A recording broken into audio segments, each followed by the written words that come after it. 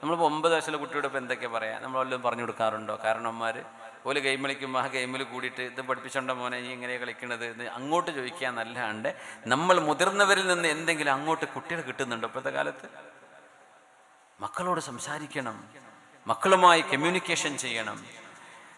പൊന്നുമോനെ Ibn Abbas ഇന്നി ഉഅല്ലിമുക കലിമാത്ത്, സ്വഹീഹുൽ ബുഖാരിയിലും മുസ്ലിമിലുമുള്ള മുത്തഫഖ് അലൈഹിയായ ഹദീസല്ലയോ ഇത്? ഞാൻ നിങ്ങൾക്കൊരു കാര്യം പഠിപ്പിച്ചു തരാം. ഇന്നി ഉഅല്ലിമുക കലിമാത്ത്. 9 വയസ്സുള്ള മോൻ ഇബ്നു അബ്ബാസ് എന്നവർ മഹാനായ ഹബീബിന്റെ കൂടെ ഒട്ടകത്തിന്റെ പിറകിലിരിക്കുന്നുണ്ട്. മോനെ യഹ്ഫളില്ലാഹ യഹ്ഫളുക്. മദ്രസയിലൊക്കെ 3-ാം ക്ലാസ്സിലോ 4-ലോ പഠിക്കുന്ന പ്രായമായിരിക്കും ഇത്. മോനെ യഹ്ഫളില്ലാഹ യഹ്ഫളുക്. അല്ലാഹുവിന് ഇഷ്ടമുള്ളത് മാത്രമേ ചെയ്യാവൂ മോനെ. അല്ലാഹു നിന്നെ സംരക്ഷിക്കും, ആർക്കും നിന്നെ തൊടാൻ പറ്റൂല. നീ നിസ്കരിക്കണം കേട്ടോ മോനെ, അല്ലാഹുവിൻ്റെ അനുസരണ നീ ചെയ്യണേ, ആർക്കും നിന്നെ ഉപദ്രവിക്കാൻ പറ്റൂല. അതിനർത്ഥം അതാണ്. യഹ്ഫളില്ലാഹ യഹ്ഫളുക്. പിന്നെ പറഞ്ഞു ഇഹ്ഫളില്ലാഹ തജിദുഹു തുജാഹക്. മോനെ അല്ലാഹുവിനെ സൂക്ഷിക്കണേ, നിന്റെ കണ്ണുകളെ സൂക്ഷിക്കണേ, നിന്റെ മനസ്സിനെ സൂക്ഷിക്കണേ, വാക്കുകളെ സൂക്ഷിക്കണേ. 9 വയസ്സുള്ള മോനോട് പറയാം, തജിദുഹു തുജാഹക്. നിന്റെ റബ്ബായ അല്ലാഹുവിനെ നിന്റെ കൺമുമ്പിൽ നിനക്ക് അനുഭവിക്കാൻ കഴിയും. അല്ലാഹുവിനെ കുറിച്ച് കുട്ടിക്ക് പറഞ്ഞു കൊടുക്കുക. എന്നിട്ട് പറഞ്ഞു വഇദാ സഅൽത ഫസ്അലില്ലാഹ് വഇദാ ഇസ്തഅൻത ഫസ്തഇൻ ബില്ലാഹ്. അല്ലാഹുവിനോട് ദുആ ഇറക്കണേ, പടച്ചവനോട് ദുആ ഇറക്കണേ, പടച്ചവനോട് ചോദിക്കണേ മോനെ. അല്ലാഹു റബ്ബുൽ ഇസ്സത്തിന് മാത്രമേ, അല്ലാഹുവിന് മാത്രമേ നൽകാനുള്ള അധികാരമുള്ളൂ. വാപ്പയിലൂടെ തന്നാലും, ഒരു ഷെയ്ഖിലൂടെ തന്നാലും, ഒരു നബിയിലൂടെ തന്നാലും, ഒരു മഹാനിലൂടെ തന്നാലും, മാതാപിതാക്കളിലൂടെ തന്നാലും ഇതിന്റെ ഒറിജിനൽ ദാതാവ് അല്ലാഹുവാണ് മോനെ. അഖീദയെ സ്ഥിരപ്പെടുത്തുകയാണ്. എന്നിട്ട് പറഞ്ഞു മോനെ ഒരു കാര്യം നീ അറിയണം. ലവിജ്തമഅൽ ഇൻസു വൽ ജിന്നു അലാ അൻ യൻഫഉക ബിശൈഇൻ ലൻ യൻഫഉക ഇല്ലാ ബിശൈഇൻ ഖദ് കതബഹു അല്ലാഹു ലക്. മോനെ ലോകത്തുള്ള മനുഷ്യർ മുഴുവനും ഒരുമിച്ച് കൂടി നിനക്കൊരു ഉപകാരം ചെയ്യാൻ എല്ലാവരും കൂടി തീരുമാനിച്ചു, നിനക്കൊരു ബൈക്ക് വാങ്ങിത്തരാം. എല്ലാവരും വിചാരിച്ചു നിന്റെ ആ ഒരു കിഡ്നി സംബന്ധമായ അസുഖത്തിന് നിനക്ക് ചികിത്സിക്കാൻ എല്ലാവരും കൂടി ഒരു ഫണ്ട് ഉണ്ടാക്കാൻ തീരുമാനിച്ചു. എല്ലാവരും കൂടി നിങ്ങൾക്കൊരു ഭവനം നിർമ്മിച്ചു തരാൻ തീരുമാനിച്ചു. അവരെല്ലാം തീരുമാനിച്ചു, കമ്മിറ്റി ഉണ്ടാക്കി എന്ന് തന്നെ നീ വിചാരിക്കുക. ലൻ യൻഫഉക ഇല്ലാ ബിശൈഇൻ ഖദ് കതബഹു അല്ലാഹു ലക്. അല്ലാഹു നിനക്ക് നിശ്ചയിച്ചത് മാത്രമേ അവർക്ക് ചെയ്തു തരാൻ കഴിയൂ. അപ്പൊ നീ പറയണ്ട എന്റെ വീടിന് ഇത്രയല്ലേ, ആകെ 10 ലക്ഷത്തിന്റെ 8 ലക്ഷത്തിന്റെ ബജറ്റായിരുന്നല്ലോ, അതുപോലും എനിക്ക് കിട്ടിയില്ലല്ലോ റബ്ബ്, ആകെ കിട്ടിയത് 50,000 രൂപ, ഞാൻ എന്ത് ചെയ്യാനാണ്, വാടക കൊടുക്കാനല്ലേ ഇതുള്ളൂ എന്ന് പറഞ്ഞ് നീ വിഷമിക്കല്ലേ. അവരെല്ലാവരും കൂടി ചെയ്തത് അവരുടെ പരിശ്രമത്തിന് അല്ലാഹു കൂലി കൊടുക്കും. പക്ഷേ സംഭവിച്ചത് അല്ലാഹുവിന്റെ ഖളാ ആണ്. പടച്ചവൻ വിചാരിക്കുന്നതേ നിനക്ക് കിട്ടും. എന്നിട്ട് പറഞ്ഞു വലവിജ്തമഉ. ഇനി ഇവരെല്ലാം ലോകത്തുള്ള മനുഷ്യരും മുഴുവൻ കഴിഞ്ഞില്ല, ജിന്നുകളും മനുഷ്യരും ജിന്നുകളും മുഴുവനും കൂടിയിട്ട് അലാ അൻ യദുറൂക ബിശൈഇൻ, നിനക്കൊരു ഉപദ്രവം ചെയ്യണമെന്ന് തീരുമാനിച്ചു. നിന്നെന്തെങ്കിലും ചെയ്യണം, കൊന്നുകളയെ, വേദനിപ്പിക്കേ, വിഷമിപ്പിക്കേ, എന്തെങ്കിലും അപമാനിക്കേ, എന്തെങ്കിലും ചെയ്യണം തീരുമാനിച്ചു. ലൻ യദുറൂക ഇല്ലാ ബിശൈഇൻ ഖദ് കതബഹു അല്ലാഹു അലൈക. അല്ലാഹു നിനക്ക് നിന്റെ ഖളായിൽ റബ്ബ് തീരുമാനിച്ച് എഴുതി വെച്ചത് മാത്രമേ അവർക്ക് ചെയ്യാൻ കഴിയൂ. അതിനപ്പുറം അല്ലാഹു തീരുമാനിച്ചില്ലെങ്കിൽ ഇവരുടെ ഒരു കുതന്ത്രവും നിനക്കെതിരെ ഫലിക്കുകയേ ഇല്ല. റുഫിഅത്തിൽ അഖ്ലാം, പേനകൾ ഉയർന്നുപോയി മോനെ. വജഫത്തിസ് സുഹുഫ്, ആ പേന കൊണ്ട് മഷി കൊണ്ട് എഴുതിയ പേജുകൾ ഉണങ്ങിക്കഴിഞ്ഞു, അതിലിനി മാറ്റമില്ല, എല്ലാം രേഖപ്പെട്ടു കഴിഞ്ഞു. ഇങ്ങനെ ഒരു ദീർഘമായ ഹദീസ് മഹാനായ റസൂലുള്ളാഹി സ്വല്ലല്ലാഹു അലൈഹി വസല്ലം 9 വയസ്സുള്ള കുട്ടിയോട് സംസാരിച്ചത് നമ്മൾ പ്രത്യേകം മനസ്സിലാക്കണം. ആ കുട്ടിയുടെ ഖൽബിനുള്ളിലേക്ക് ആരെന്ത് വിചാരിച്ചാലും അവരെ കൊണ്ട് ഒന്നും സംഭവിക്കില്ല. അല്ലാഹു നിനക്ക് നിശ്ചയിച്ചതേ നടക്കുകയുള്ളൂ.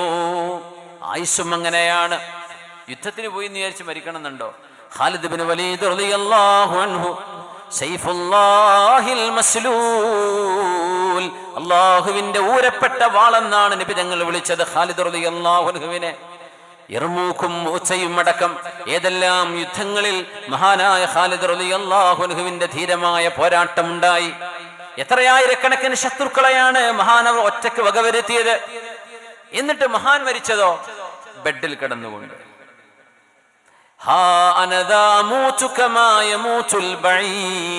അല്ലാഹുവേ, ഒരൊട്ടകം കിടന്നു മരിക്കുന്ന പോലെ ഞാനിതാ ഇവിടെ കിടന്നു മരിക്കുകയാണ്. എത്രയോ മദാനുൽ മൗത്ത്, മരണം വരുമായിരുന്ന എത്രയോ ഘട്ടങ്ങൾ എനിക്ക് കഴിഞ്ഞു പോയി റബ്ബേ. അവിടങ്ങളിലൊന്നും നീ എനിക്ക് മരണം വെച്ചില്ലല്ലോ. ഞാനിതാ മൂതുകമായ മൂതുൽ ബഈർ, ഒരു മൃഗം മരിക്കുന്ന പോലെ ഞാനിതാ മരിക്കുന്നു റബ്ബേ. കട്ടിൽ കിടന്നുകൊണ്ട് മരിക്കുകയാണ്, എന്നോട് റഹ്മത്ത് ചെയ്യണേ എന്ന് ഖാലിദ് റളിയല്ലാഹു അൻഹു റബ്ബിനോട് പറയുന്ന ചില വലിയ രംഗങ്ങളുണ്ട്. അവരുടെ അവസാന രംഗം ഖാലിദ് റളിയല്ലാഹു അൻഹുവിന്റെ എത്ര വാളിന്റെ മുമ്പിലൂടെ അവിടെ ഒന്നും മരിച്ചില്ല. അള്ളാഹു വിധിച്ചത് ബെഡ് കിടന്ന് മരിക്കാനാണ്. അങ്ങനെയാ സംഭവിച്ചത്. യാ അല്ലാഹ്.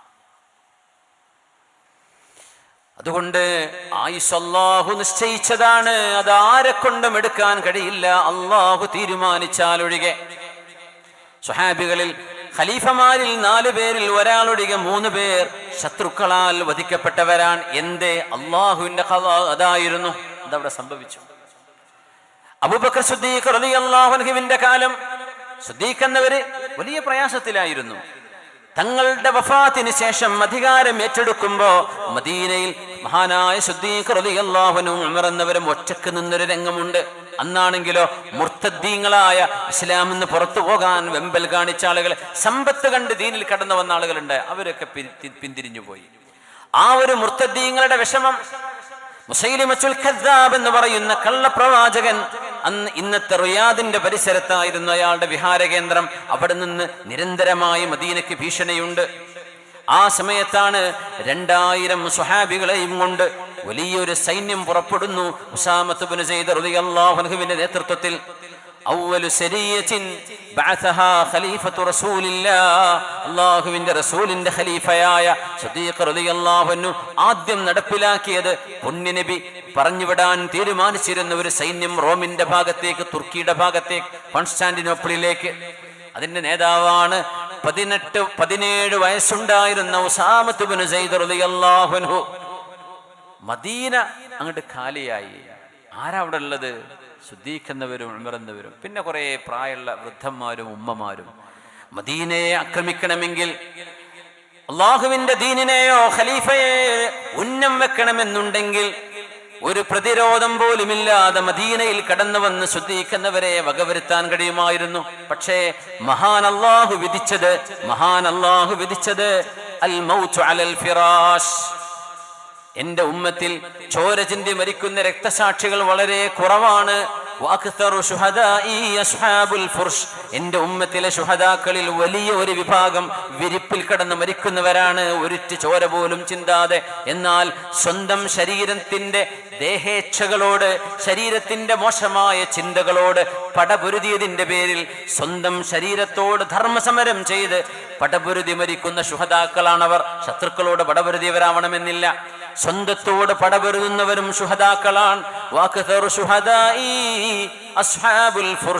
ആ ശുഹദാക്കളുടെ നേതാവാണ് അബൂബക്കർ സിദ്ദീഖ് റളിയല്ലാഹു അൻഹു. ചോര ചിന്തി മരിച്ച ശുഹദാക്കളുടെ നേതാവാണ് ഹംസത്തുൽ കറാർ റളിയല്ലാഹു അൻഹു. എന്തേ? അല്ലാഹുവിന്റെ ഖദാ അങ്ങനെയാണ്.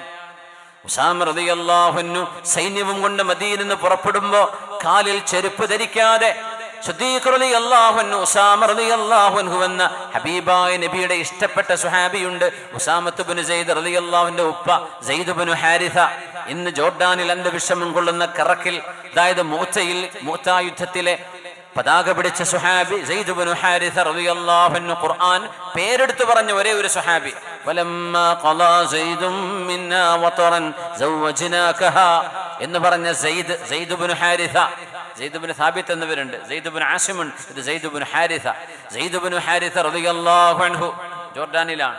മദീനത്ത് നിന്ന് പോയതാ യുദ്ധം ചെയ്യാൻ. മൂത്ത യുദ്ധത്തിന്. മൂത്ത കിടക്കുന്നത് ജോർഡാനിലാണ്, അമ്മാൻ എന്നൊരു 100-200 കിലോമീറ്റർ അപ്പുറത്ത്. ഹബീബായ തങ്ങളുടെ ഇഷ്ടപ്പെട്ട മോനാണ് സെയ്ദ് എന്നവര്, അവരുടെ മോനാണ് ഉസാമ തങ്ങള്. വാപ്പ നല്ല വെളുവെളുത്ത സുന്ദരനായിരുന്നു. ആര്? സെയ്ദ് ഇബ്നു ഹാരിഥ റളിയല്ലാഹു. നബി തങ്ങളുടെ പോറ്റുപുത്രൻ എന്നാ പറയാ. തങ്ങൾ അഡോപ്റ്റഡ് സൺ. അഡോപ്ഷൻ്റെ മസാല മനസ്സിലാക്കണം. ഇസ്ലാമിൽ അഡോപ്ഷൻ ഒരുപാട് കോംപ്ലിക്കേറ്റഡ് ആണിത്. സാധാരണ നമ്മൾ കുട്ടികളെ ദത്തെടുക്കുന്ന പോലെ അങ്ങ് ആർക്കും ദത്തെടുക്കാൻ പറ്റും, അങ്ങ് ദത്ത് മക്കളാവും എന്നൊന്നും മനസ്സിലാക്കരുത്.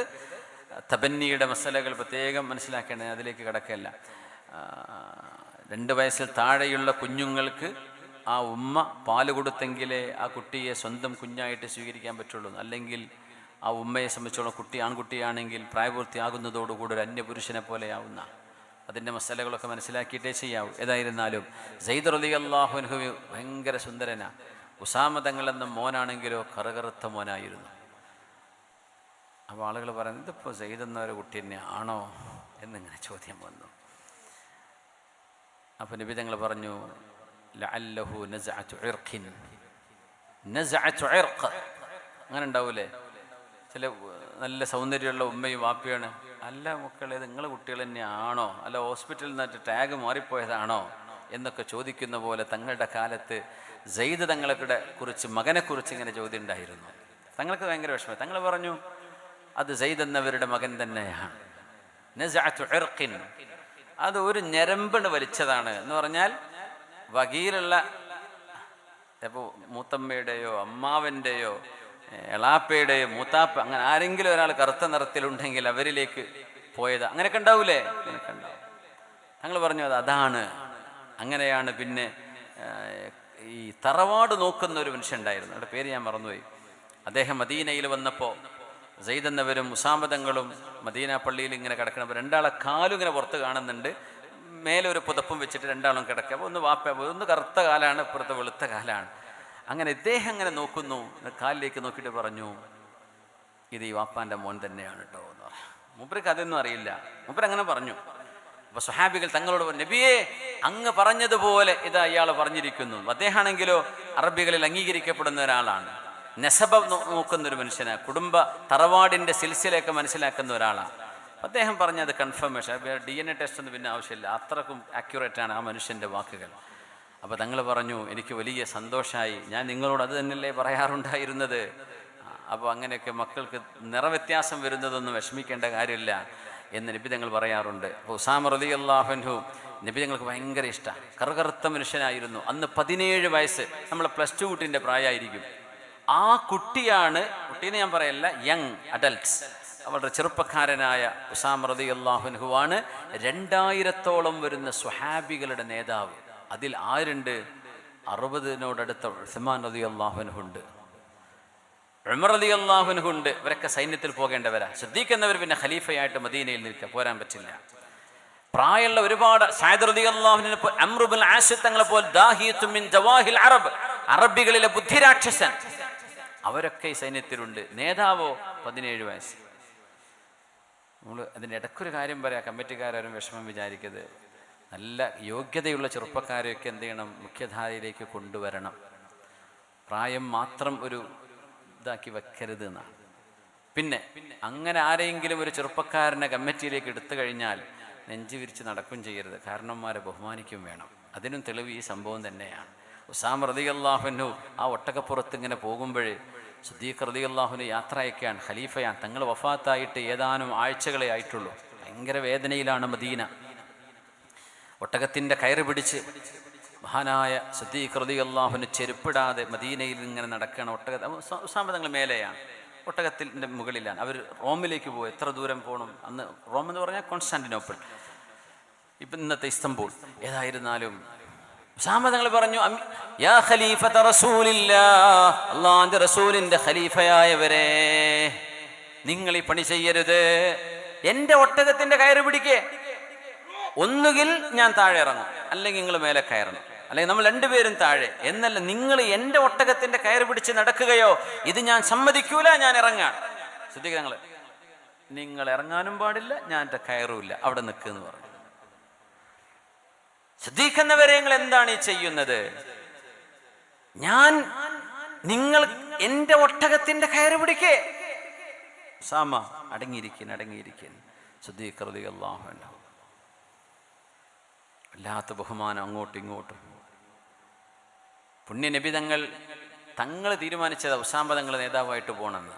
പക്ഷേ തങ്ങൾക്കപ്പോഴും അസുഖമായി, ആ എക്സ്പെഡിഷൻ നടന്നില്ല, ആ സൈന്യത്തിൻ്റെ പുറപ്പാട് നടന്നില്ല. അതാണ് സിദ്ദീഖ് നടപ്പാക്കുന്നത്. തങ്ങൾ തെരഞ്ഞെടുത്ത നേതാവാണ് ഉസാമ റളിയല്ലാഹു. തങ്ങളാണ് നോമിനേറ്റ് ചെയ്തത്, ഉസാമ തങ്ങളായിരിക്കണം നേതാവ്. 17 വയസ്സ്. അതിൽ മറ്റൊരു ഘടകം എന്ന് വെച്ചാൽ നമ്മളെ കുട്ടികളെ പോലെ ഗെയിമും കളിച്ച് നടക്കുന്ന മക്കളല്ല അത്. കൊച്ചു പ്രായത്തിൽ അത്രയ്ക്ക് വലിയ ലീഡർഷിപ്പ് സ്കില്ലുകൾ അന്നത്തെ മക്കൾക്കുണ്ടായിരുന്നു എന്നല്ലേ ഇതിനർത്ഥം. 2000-ഓളം വരുന്നൊരു സൈന്യത്തിന് ഓർഡർ കൊടുക്കാൻ കഴിയുന്ന കമാൻഡർ ഇൻ ചീഫ് മഹാനായ ഉസാമത്ത് ഇബ്നു സെയ്ദ്. എത്ര വയസ്സ്? 17 years old.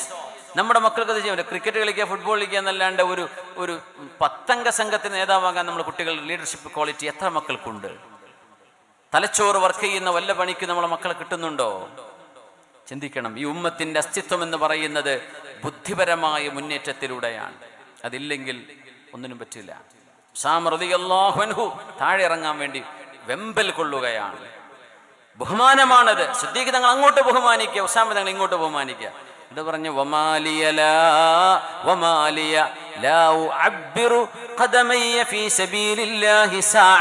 കുറച്ചു നേരം അള്ളാഹുവിന് വേണ്ടി എൻ്റെ കാലിൽ പൊടി പുരണ്ടാൽ എന്താണ് ഉസാമ കുഴപ്പം? നിങ്ങൾ ഇത്രയും ദൂരം യാത്ര പോവല്ലേ, ഞാൻ ചെരുപ്പിടാണ്ട് കുറച്ചേരം ഈ മരുഭൂമിയിൽ നടന്നു വരുന്നു, അതുകൊണ്ട് എന്ത് കുഴപ്പമുള്ളത്? അതുകൊണ്ട് നിങ്ങൾ അവിടെ ഇരിക്കും, നിങ്ങൾ താഴെ ഇറങ്ങേണ്ട, നിങ്ങൾ നേതാവാണ്. സാമതങ്ങൾക്ക് നിൽക്കാൻ പറ്റുന്നില്ല. ഞാൻ ഇറങ്ങുകയാണ്. പിന്നെ ഒട്ടകപ്പുറത്ത് ചാടുക എന്ന് പറഞ്ഞാൽ കൈ കാലം മുറിഞ്ഞു പോകും, ഹൈറ്റ് ഉണ്ട്. ഉസാമങ്ങൾക്ക് ചാടി ഇറങ്ങാൻ പറ്റിയില്ല, അവിടെ നിന്നു. എന്നിട്ട് ചോദിക്കുകയാണ്, ഉസാമ ഞാനൊരു കാര്യം ചോദിച്ചോട്ടെ? അമീറുൽ മുഅ്മിനീൻ തഅ്മുർനി, എന്താ വേണ്ടത് പറഞ്ഞോളൂ, എന്നോട് കൽപ്പിച്ചോളൂ. ഇല്ല, ഞാൻ നിങ്ങളോട് റിക്വസ്റ്റ് ചെയ്യാൻ. എന്താ വേണ്ടത്? പിന്നെ ഞാൻ ഒറ്റക്കല്ലേ മദീനയിൽ, നിങ്ങളൊക്കെ പോവാണല്ലേ, 2000 യോദ്ധാക്കൾ മദീന വിട്ടു പോവാൻ. ഇനി വരുമ്പോഴേക്കും മാസങ്ങൾ കഴിയും. എൻ്റെ കൂടെ ഭരണവിഷയങ്ങളിൽ എന്നെ സഹായിക്കാൻ എനിക്ക് 1-2 പേരെ വേണം. ഉമർ എന്നവരെ നിങ്ങൾ എനിക്ക് വിട്ടുതരുമോ? നോക്കണേ. അപ്പോൾ സാമ്പതങ്ങൾ അമീറുൽ മുഅ്മിനീൻ എന്ന് വിളിക്കൂല, അന്ന് ഖലീഫത്തു റസൂലില്ലാഹി എന്ന് പറയും. അമീറുൽ മുഅ്മിനീൻ എന്ന് വിളിക്കാൻ തുടങ്ങിയത് ഉമർ തങ്ങളുടെ കാലം മുതലാണ്. ഖലീഫയെ അമീറുൽ മുഅ്മിനീൻ എന്ന് വിളിക്കുന്നത്. യാ ഖലീഫത്ത റസൂലില്ലാ, അങ്ങേക്ക് ആരൊക്കെയാണോ വേണ്ടത് അവരൊക്കെ നിങ്ങളോട് നിർത്തിക്കൊള്ളി, ബാക്കി മതി എനിക്ക് വേണം, എനിക്ക് ഉമർ എന്നവരെ കിട്ടിയാൽ മതി. പിന്നെ 1-2 ആളുകളെയും പറഞ്ഞു സിദ്ദീഖ് റളിയല്ലാഹു അൻഹു. അവരെയും താഴെ ഇറക്കിയിട്ട് ഉസാമ റളിയല്ലാഹു അൻഹുവിന് ദുആ ചെയ്തു കൊടുത്തുകൊണ്ട് സിദ്ദീഖ് റളിയല്ലാഹു അൻഹു യാത്രയാക്കുകയാണ്. അന്ന് മദീന കാലിയാണ്. ഇസ്ലാമിനൊരു അറ്റാക്ക് വരികയാണെങ്കിൽ മദീനയെ പ്രതിരോധിക്കാനെന്ന് സ്വഹാബികളില്ല. ആരുടെ പ്രതിരോധമൊഴികെ? അള്ളാഹുവിൻ്റെ പ്രതിരോധമൊഴികെ വേറൊന്നുമില്ല. ഒറ്റക്കായിരുന്നു സിദ്ദീഖ് റളിയല്ലാഹു അൻഹു. എന്നിട്ട് സിദ്ദീഖ് എന്നവർക്ക് സ്വാഭാവിക മരണം. ഉമർ റളിയല്ലാഹു അൻഹു ആണെങ്കിലോ 21 രാജ്യങ്ങളിലേക്ക് ഇസ്ലാം പടർന്നിരിക്കുകയാണ്. ഉമർ തങ്ങൾ അവസാനത്തെ ഫി ആഖിരി ഹജ്ജത്തിൻ ഹജ്ജഹ ഉമർ തങ്ങളുടെ അവസാനത്തെ ഹജ്ജ്. അതിന് മുമ്പ് ഒരു സ്വപ്നം കണ്ടു, ഒരു പൂവങ്കോഴി വന്നിട്ട് ഉമർ എന്നവരെ 3 കൊത്തുന്നത്. ആ സ്വപ്നത്തിന് വ്യാഖ്യാനം പറഞ്ഞു കൊടുത്തത് അസ്മാ ബിൻത് ഉമൈസ് റളിയല്ലാഹു അൻഹ, ജഅഫർ തങ്ങളുടെ ഭാര്യയായിരുന്ന അസ്മാ ബീവി പറഞ്ഞു, ഉമറേ യഖ്തുലുകൽ അജ്മിയുൽ കാഫിർ, കാഫിറായ അറബിയല്ലാത്തൊരു മനുഷ്യൻ നിങ്ങളെ 3 കുത്തുകുത്തി നിങ്ങളെ കൊല്ലും എന്നാണ് ഇതിനർത്ഥം. ഉമർ തങ്ങൾ അല്ലാഹുൽ മുസ്തആൻ, പടച്ചവനെ നീയാണ് എൻ്റെ സഹായം കേട്ടോ എന്ന് പറഞ്ഞു. ഉമർ തങ്ങൾ ഉറപ്പിച്ചു. ആ പറഞ്ഞ സ്വപ്നം അങ്ങനത്തെ സ്വപ്നമാണ്, വ്യാഖ്യാനിച്ചത് അങ്ങനത്തെ ഒരു മഹദിയുമാണ് അസ്മാ ബിൻത് ഉമൈസ് റളിയല്ലാഹു അൻഹ. ഉമർ തങ്ങൾ ആ നേരത്ത് ജംറയിൽ കല്ലെറിഞ്ഞുകൊണ്ട് ഉമർ എന്നവർ ആ മണ്ണിൽ മലർന്നു കിടന്നിട്ട് ഒരു പ്രാർത്ഥന ചെയ്തിട്ടുണ്ട്. അല്ലാഹുവേ, അല്ലാഹുമ്മ ഹാദാ ഉമർ, ഞാൻ ഉമർ റബ്ബേ, റഖഅദുമി വശാബ റഅസി, എൻ്റെ എല്ലുകളൊക്കെ ദുർബലമായിരിക്കുന്നു റബ്ബേ, എൻ്റെ തലമുടിയാകമാനം നരച്ചിരിക്കുന്നു റബ്ബേ, വന്തശറത് റഅയ്യതി, എൻ്റെ പ്രജകൾ ലോകത്തിന്റെ നാനാഭാഗങ്ങളിൽ പ്രചരിച്ചു കഴിഞ്ഞു റബ്ബേ, ഇനി എനിക്കൊരു പേടിയില്ല. അതുകൊണ്ട് അല്ലാഹുവേ ഖുദ്നി ഇലൈക് ഫീ ഗൈരി ദർറാ, ഒരു ഫിത്നയിലോ ഒരു പ്രയാസത്തിലോ പെടാതെ നീ എന്നെ നിന്നിലേക്ക് സ്വീകരിക്കണമേ. ഉമർ തങ്ങൾ ഹജ്ജ് ചെയ്ത ദുആയാണ്. ആ ദുആ കഴിഞ്ഞ് ഏതാനും ആഴ്ചകൾ കഴിഞ്ഞപ്പോഴാ അബൂ ലുഅ്ലുഅത്തുൽ മജൂസി, തീ ആരാധകനായിരുന്ന ഇറാനുകാരനായിരുന്ന അബൂ ലുഅ്ലുഅ, മഹാനായ ഉമർ എന്നവരെ ഒരു വിഷമത്തിലൂട്ടിയ ഒരു കഠാര കൊണ്ട് സുബ്ഹി നിസ്കാരത്തിന് ഇമാമ് നിൽക്കുമ്പോൾ മഹാനവറുകളെ വന്ന് കൊല്ലുന്നത്. നോക്കണം, ആ ജമാഅത്തിന് നിൽക്കുമ്പോൾ മദീന പള്ളി നിറയെ ആളുകളാണ്. കാരണം ഹജ്ജ് കഴിഞ്ഞ് വന്ന ഉമർ എന്നവരെ കാണാൻ ഒരുപാട് ആൾക്കാർ വന്നിട്ടുണ്ട്. മദീന പള്ളി നിറയെ ആളുകളുണ്ട്. പക്ഷേ അള്ളാഹുവിന്റെ ഖലാ മഹാനവറുകൾക്ക് രക്തസാക്ഷിത്വമാണ്.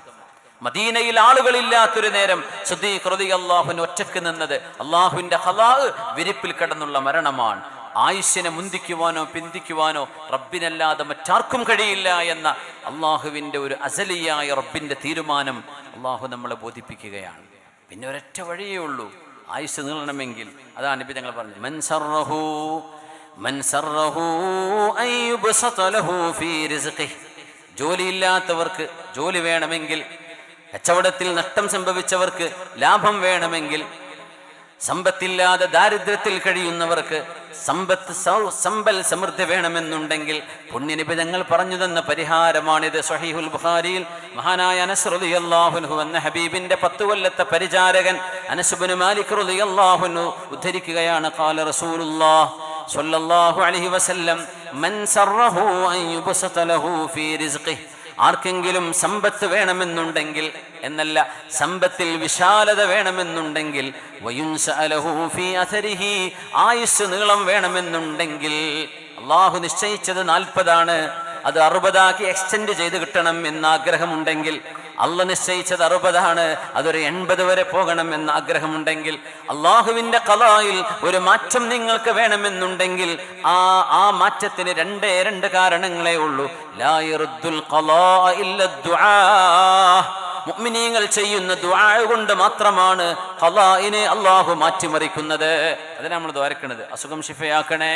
ഒരുപക്ഷെ ശിഫയാവാതെ ആ അസുഖത്തിലൂടെ മരിക്കണമെന്നായിരിക്കും അള്ളാഹുവിന്റെ ഖലാ എങ്കിൽ ഒരു സദസ്സിൽ വെച്ച് നടക്കുന്ന ദുആ, ഒറ്റക്ക് നടത്തുന്ന ദുആ, പാതിരാത്രികളിൽ മുസല്ല വെച്ച് സുബഹിക്ക് മുമ്പ് എഴുന്നേറ്റ് നിസ്കരിക്കുന്ന ആ നിസ്കാരങ്ങൾക്ക് പിറകെയുള്ള ദുആ, ജൗഫുൽ ലൈലിലെ ദുആ, വെള്ളിയാഴ്ച രാവിലോ പകലിലോ നടക്കുന്ന ദുആ, ബാങ്ക് വിളിച്ച് ഇഖാമത്തിന്റെ ഇടയിലുള്ള ദുആ, ഇമാം മിമ്പറിൽ കയറി 1ാമത്തെ ഖുതുബ കഴിഞ്ഞിരുന്ന് 2ാം ഖുതുബയിലേക്ക് എഴുന്നേൽക്കുന്നതിന്റെ ഇടയിൽ ഇമാം ഇരിക്കുന്ന ഏതാനും സെക്കൻഡുകൾ ഇരിക്കുന്ന സമയം, പിന്നെ ഹറമുകളിൽ 2 ഹറമൈനുകളിൽ ദുആഇന്റെ ഒരുപാട് സ്ഥലങ്ങൾ, അല്ലാഹു തആല ദുആഇന് ഉത്തരം നൽകാൻ ഏറെ സാധ്യതയുള്ള സമയങ്ങളും സ്ഥലങ്ങളുമുണ്ട് എന്ന് നബി തങ്ങൾ പഠിപ്പിച്ചത് സ്വല്ലല്ലാഹു അലൈഹി വസല്ലം.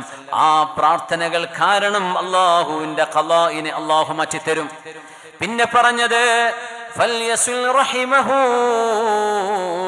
ആയുസ്സിൽ വർദ്ധനവ് വേണമെന്നുണ്ടെങ്കിൽ, സമ്പത്ത് അല്ലാഹു സമ്പൽ സമൃദ്ധി നൽകണം എന്ന ആഗ്രഹമുണ്ടെങ്കിൽ കിട്ടുന്ന സമയം കുടുംബ ബന്ധങ്ങളെ ചേർത്തേണമേ. കുടുംബങ്ങളിൽ ചെന്ന് നിങ്ങളുടെ ബന്ധങ്ങളെ ചേർത്ത് പിടിക്കണമേ, കുശലാന്വേഷണം നടത്തേണമേ, അവരുമായി ഇടപഴകണമേ, അവരുമായി സ്നേഹബന്ധത്തിലാകണമേ, പിണക്കങ്ങളെ പരിഹരിക്കണമേ. നിങ്ങളോട് പിണങ്ങിയ അമ്മായിയോട്, അല്ലെങ്കിൽ മൂത്താപ്പയോട്, എളാപ്പയോട്, ജ്യേഷ്ഠനോട്, അനുജനോട്, നിങ്ങളുടെ ബന്ധുക്കളോട്, ചോര ബന്ധമുള്ളവരോട്, നിങ്ങളുടെ കുടുംബക്കാരോട് ആരോടൊക്കെ പിണക്കങ്ങളുണ്ടോ ആ പിണക്കങ്ങളെ പരിഹരിക്കുകയും പൊരുത്തപ്പെടിക്കുകയും ചെയ്തുകൊണ്ടെങ്കിലും നിങ്ങളല്ല തെറ്റുകാരെങ്കിൽ പോലും നിങ്ങളായിട്ട് മുൻകൈയെടുത്ത പിണക്കങ്ങളെ പരിഹരിക്കാൻ നിങ്ങൾ മുന്നോട്ട് വരികയാണെങ്കിൽ അല്ലാഹു നിങ്ങൾക്ക് സമ്പത്ത് തരും, അല്ലാഹു നിങ്ങൾക്ക് ആയുസ്സിൽ വർദ്ധനവ് തരുമെന്ന് നബിയുനാ റസൂലുള്ളാഹി സ്വല്ലല്ലാഹു അലൈഹി വസല്ലം. കുടുംബത്തിൽ ഒരാളോട് ഒരു പിണക്കും ഇല്ലാത്ത ആൾക്കാർ ഒന്ന് കൈവയ്ക്കട്ടെ. ഒരാളോട് ഒരു പിണക്കും കുടുംബത്തിലില്ല. മാഷാ അല്ലാഹ്. മതി ഇനി പൊക്കണ്ട. അൽഹംദുലില്ലാഹ്. ഇനി പൊക്കിക്കൊണ്ടേ പോവുകയാണെന്ന് ഞാൻ വിചാരിക്കുകയാണ് കേട്ടോ. എല്ലാവരും ആർക്കും ഒരു കുടുംബത്തിനും വിഷമങ്ങളില്ല എന്ന് തന്നെ വിചാരിക്കട്ടെ.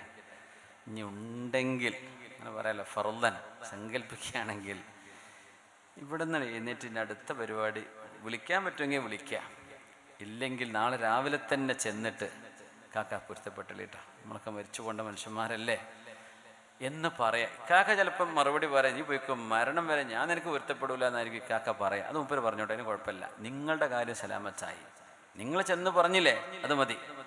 ഒരാൾ നിങ്ങളോട് മാപ്പ് തരണേ എന്ന് വന്ന് ചോദിച്ചാൽ നിങ്ങൾ മാപ്പ് കൊടുക്കണം എന്ന് ആരുടെ കൽപ്പനയാ? നബി തങ്ങളുടെ കൽപ്പനയാ സ്വല്ലല്ലാഹു അലൈഹി വസല്ലം. നിങ്ങൾ അനുസരിക്കണ്ടേ, മാപ്പ് ചെയ്ത് കൊടുക്കണം.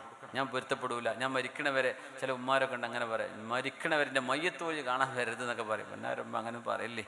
ആ മനുഷ്യൻ്റെ ദുആ കൊണ്ടായിരിക്കും ഒരുപക്ഷെ നിങ്ങൾക്ക് ഖബറിൻ്റെ അദാബിൽ നിന്ന് രക്ഷ ഉണ്ടാവുക. നമ്മൾക്കറിയില്ല ആരുടെ ദുആയാണ്, ആരുടെ ആമീനാണ്. ഇന്നാരും കാണാൻ വരണ്ട, ഓളെ മുഖം എനിക്ക് കാണേ വേണ്ട, എൻ്റെ മുമ്പുക്കും വരണ്ട, എൻ്റെ വീട്ടുക്കും വരണ്ട. ഇതൊക്കെ ദേഷ്യപ്പെടുമ്പോൾ ഇബ്ലീസ് അങ്ങോട്ട് പറയിപ്പിക്കുന്നതാ. തിരുത്തുക. അള്ളാഹുവിനെ വിചാരിച്ച റബ്ബേ, അങ്ങനെ ഞാൻ പറയാൻ പാടില്ലായിരുന്നു റബ്ബേ, പറ്റിപ്പോയി പടച്ചോനെ എനിക്ക് മാപ്പുത. ഒരു മുഅ്മിനായ ആണിനോടൊപ്പം എന്തൊക്കെ ചെയ്താലും നമ്മളെ കൊന്നിട്ടൊന്നുമില്ലല്ലോ, ജീവനോടെ ബാക്കിയുണ്ടല്ലോ നമ്മൾ, അത് മതി അൽഹംദുലില്ലാ, ബാക്കിയുള്ളതൊക്കെ സാരമില്ലാന്ന് പൊരുത്തപ്പെട്ടു കൊടുക്കുക. അങ്ങനെ നിങ്ങൾ കുടുംബ ബന്ധങ്ങളെ ചേർത്ത് പിടിക്കുകയാണെങ്കിൽ അള്ളാഹു നിങ്ങൾക്ക് സമ്പത്തിൽ അള്ളാഹു വർദ്ധനവ് തരുമെന്നും ബറക്കത്ത് തരുമെന്നും ആയുസ്സിൽ അള്ളാഹു നീട്ടിത്തരുമെന്നും ഹബീബുനാ റസൂലുള്ളാഹ് സ്വല്ലല്ലാഹു അലൈഹി വസല്ലം